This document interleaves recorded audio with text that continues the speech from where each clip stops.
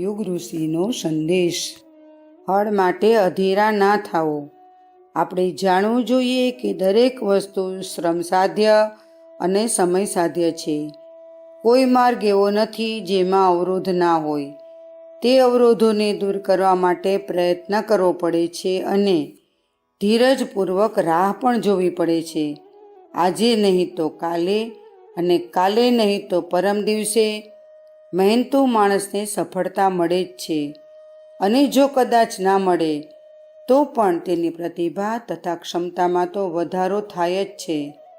પ્રયત્ન કરવાથી પુરુષાર્થ તથા પરિશ્રમથી વ્યક્તિત્વ ચમકી ઉઠે છે અને તેના આધારે પ્રગતિની ઉચ્ચ મંજિલે પહોંચી શકાય છે। આપણે ધૈર્ય અને દીર્ઘદૃષ્ટિ અપનાવવા જોઈએ।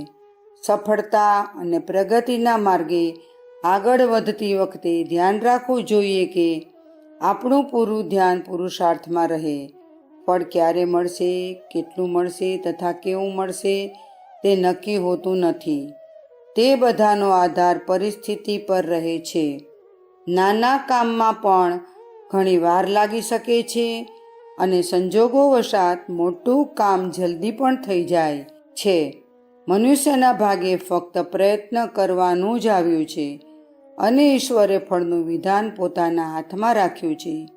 આપણે આપણું કામ કરવું જોઈએ અને ઈશ્વરને તેનું કામ કરવા દેવું જોઈએ। ઈશ્વરના કામ પર આપણે કબજો જમાવીએ અને આપણું કર્તવ્ય ઈશ્વરની પાસે કરાવવાની આશા રાખીએ તો તે યોગ્ય નથી। ફળની આતુરતા રાખવી તે પ્રગતિના માર્ગમાં સૌથી મોટો અવરોધ છે। ધીરજ અને સાહસપૂર્વક આપણું કર્તવ્ય કરતા રહેવું અને યોગ્ય માર્ગે ચાલતા રહેવું તે જ આપણા માટે શ્રેય કરશે। ઉતાવળ કરવાથી કોઈ લાભ થતો નથી, ઉલટું સફળતાનું લક્ષ્ય દૂર જતું રહે છે। એની સાથે સાથે એવા ઊંધા કામ થઈ જાય છે કે તેનું બહુ દુઃખદ પરિણામ આવે છે। અખંડ જ્યોતિ, જાન્યુઆરી 1964, પૃષ્ઠ 22, સંદર્ભ ગ્રંથ યુગ ઋષિનો સંદેશ।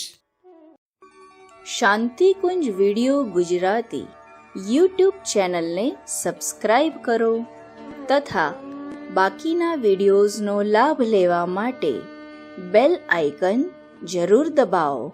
ધન્યવાદ।